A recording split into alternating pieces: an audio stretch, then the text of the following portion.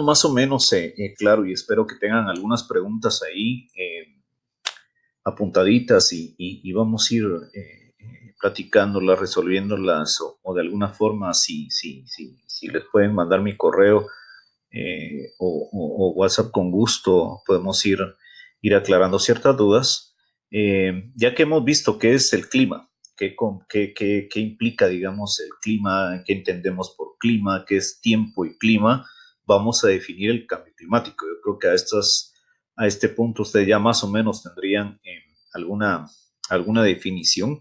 Sin embargo, digamos, hay científicos que han definido esto. Y bueno, ¿cómo se define? El cambio climático se define como el estado del clima que puede identificarse y mantenerse por periodos prolongados de tiempo, generalmente mayores a 10 años. Ese es un cambio, digamos que tenemos que verlo a nivel de 10 años y no en un corto plazo. Un ejemplo, bueno, hubo un cambio de lluvia o del patrón de clima en este año, no podemos tomarlo como un cambio de clima, sí una variabilidad, pero no un cambio del clima como tal, porque tendríamos que analizar como mínimo esos 10 años y lo ideal sería 30 años. Aquí viene otro tema importante de que cuando queremos tener esos datos, no contamos con suficientes estaciones y las estaciones, créanlo, no es tan fácil tener estos equipos y mantenerlos y llevarles un control porque por diversas circunstancias fallan. Eh, y entonces tener un registro nítido de los últimos 30 años es sumamente difícil. Aún así para Insibum es bastante difícil tener datos a estos tiempos. Bueno, otra definición es que la variación del estado del clima identificable, por ejemplo, mediante pruebas estadísticas en las variaciones del valor medio y o en la variabilidad de sus propiedades que persiste durante largos periodos de tiempo. Otra vez el tiempo, largos periodos de tiempo. Generalmente decenios o periodos más largos. El cambio climático puede deberse a procesos internos naturales o de forzamientos externos. Cuando hablamos de procesos internos naturales, lo que quiere decir son lo que les explicaba de las erupciones volcánicas en algún tiempo, el tiempo de por algunos efectos, digamos, algunos choques de meteoritos, digamos, el clima ha cambiado, la atmósfera pues se cubrió totalmente de algún dióxido de carbono y fue totalmente oscuro y eso hizo que el sol no penetrara y que la Tierra se pudiera enfriar demasiado. A eso le llamamos procesos internos naturales y forzamientos externos, lo que estamos viviendo ahora. El tema de eh, digamos, externos en la Tierra es como el tema de emulación de ciclos solares. Ciclos solares es que eh, tan cercano estuvo el Sol que la Tierra pues, fue un lugar donde no había vida, producto de esos extremos de calores que había. Eh, y por último, los cambios antropogénicos. Esos antropogénicos, pues, es producto del hombre, que es lo que estamos viviendo últimamente. Bueno, hay y por último, digamos, un cambio de clima está atribuido directo o indirectamente a la actividad humana, que es, como les decía, lo que estamos viendo ahorita, que altera la descomposición de la atmósfera mundial y que se suma a la variabilidad natural del clima. Eh, esa variedad de clima que es observada durante periodos comparables. Esos son periodos comparables que dentro de esos 30 años lo comparemos con los diferentes años que tenemos. Cada año se compara para saber cómo ha estado. Vuelvo a la explicación del tema de la curva esta de peso y talla. Esto ha sido una experiencia, es decir, bueno, de un estudio de un montón de niños en ciertos lugares, el promedio de altura de tal niño debe ser de esto a esto. Fuera de eso, tenemos un problema. Pero es el niño en que ese momento se le toma. Ese es, digamos, es una medida comparable. Y como un ejemplo muy práctico es que así se toma, digamos, ese tema de la variabilidad. Estos son conceptos elaborados por las Naciones Unidas, que son los encargados por medio, o le encargan a una organización que se llama el Panel Intergubernamental de Cambio Climático, que son en la conjunción de varios científicos que se les deja aproximadamente más de entre 2 a 5 años el estudio, digamos, de todo para definir qué ha cambiado durante ese tiempo. Empiezan a hacer toda una investigación. En Guatemala tenemos la dicha de tener a uno de los integrantes de este panel intergubernamental, que es el doctor Edwin Castellanos, que es para nivel de Centroamérica, es el representante a nivel de Centroamérica ante este panel latinoamericano, este panel intergubernamental. Entonces ellos se encargan de poder analizar, recopilar, verificar todos estos datos que se atribuye al cambio climático. Buscar información, analizarla, identificarla, sistematizarla y poder dar un dictamen, digamos, o unas sugerencias al grupo político para decir si ha habido cambios en los patrones, digamos, del clima y poder definir si hemos mejorado o si vamos hacia un proceso de mayor severidad en el tema de cambio climático. Bueno, para eso, como les decía, la parte política, viene este panel intergubernamental y se reúne. Lo que hace es poder venir y definir ciertas políticas, digamos, a nivel mundial. Y para eso, lo último, ¿no? A cada cierto año se reúne, más o menos 5 años, y el último fue en el 2016 y ese fue en París. Aquí definen ciertas metodologías, ciertos análisis, cierta información y hacen un acuerdo. Estos acuerdos se van ratificando, digamos, por los países y los países ya regresan o los gobernantes ya regresan, o los tomadores de decisiones regresan a sus países y toman ciertas acciones para poder hacer algo con respecto al clima y poder ir disminuyendo, retrocediendo, digamos, esta problemática de cambio climático. Bueno, ¿qué hace este acuerdo? Aquí les puse un resumen. Pueden buscar ustedes el Acuerdo de París. Igual se los voy a dejar como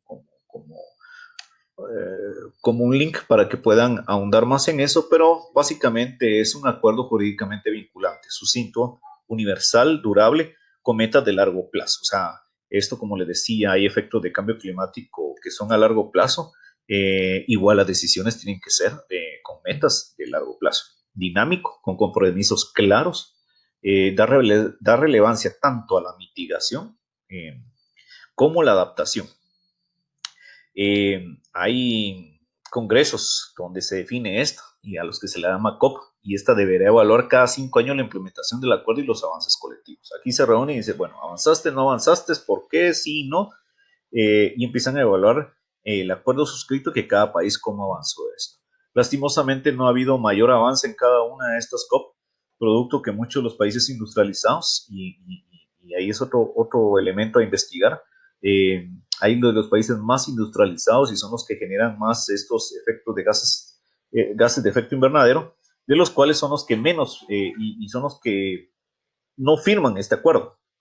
Y los países como los nuestros, que obviamente estamos en una porción muy pequeña, que somos tal vez no los productores de esos gases de efecto invernadero, pero somos los que vamos a sufrir los efectos.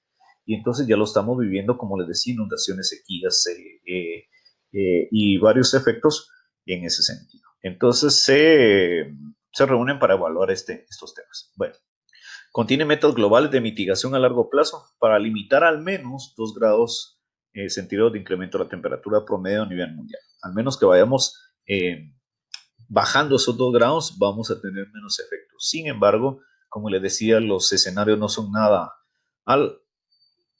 halagadores, producto de que no hemos bajado esos gases de efecto invernadero. El dióxido de carbono, en lugar de bajar, sigue subiendo. Y entonces estamos viendo. Ahora ya hay más actividades. Una de ellas habría que ver y habría que investigar, que es un elemento bien importante, es que producto de esta pandemia, algo que subía, digamos, esos gases de efecto invernadero era el tema de los aviones. Ahora ha habido, todos los aviones a nivel mundial están parados durante meses. Esto, digamos, viene a ayudar a que ese dióxido de carbono disminuya. Bueno, el otro elemento es que incorpora la visión para lograr que flujos financieros sean consistentes con un modelo de desarrollo. Esos flujos financieros vienen de países desarrollados, o sea, países subdesarrollados como los nuestros, y en donde también esos apoyos de cooperación, digamos, vengan hacia unos modelos de desarrollo que sean resilientes y de bajas emisiones. ¿Qué quiere decir? que está bien que estemos apostando al tema de seguridad, a otros elementos, pero que muchos de los componentes del desarrollo tienen que venir con ese componente resiliente y de bajas emisiones de gases de efecto invernadero. Muchos de los proyectos pues vienen ahora con elementos y verán ustedes y es parte digamos del tema ambiental que vienen proyectos de reforestación, proyectos digamos de, de generación de energía más limpia. Hay varios elementos, digamos, que tienen que venir de este componente. Bueno, el tema de medios de implementación. El acuerdo pone en marcha un esquema fortalecido de provisión de financiamiento, desarrollo, transparencia, tecnología y de construcción de capacidades. Aquí en cada país, pues la idea del Acuerdo de París es que se construyan capacidades en cada uno de los países para poder fomentar el desarrollo en tecnología. Y por último, digamos, en la parte preamular del acuerdo se reconoce que al emprender acciones climáticas, si un país viene y emprende esas acciones climáticas, los países deberán respetar, promover, considerar sus obligaciones sobre los derechos humanos y la igualdad de género. Es la primera vez que se incluye, digamos, esta parte y que tiene que ver mucho con el tema de respetar, digamos, el tema de los derechos humanos y tener un tema de igualdad de género. Bueno.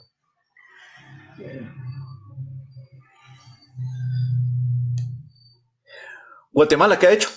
Bueno, Guatemala dijo, bueno, estamos presentes, vamos a suscribieron el acuerdo y una de las cosas que se inició fue la política. Y posteriormente a la política se acordó la ley de marco para regular la reducción de la vulnerabilidad, la adaptación obligatoria ante los efectos del cambio climático y la mitigación de gases de efecto invernadero. Eso fue en el 2013 donde se creó la ley marco de cambio climático, como se le conoce, y dentro de la política está como número uno el desarrollo de capacidades nacionales en cambio climático. Aquí eh, tenemos ciertas debilidades porque se crea la ley, sin embargo no hay presupuesto, digamos, como tal para la ley, pero lo que sí hay que ser inteligentes, estrategas que en cada uno de los ministerios, en cada una de las dependencias de Estado, pues la idea es que cada uno tenga ese componente de la ley de cambio climático y que dentro de sus presupuestos puedan tener el desarrollo de capacidades para este tema.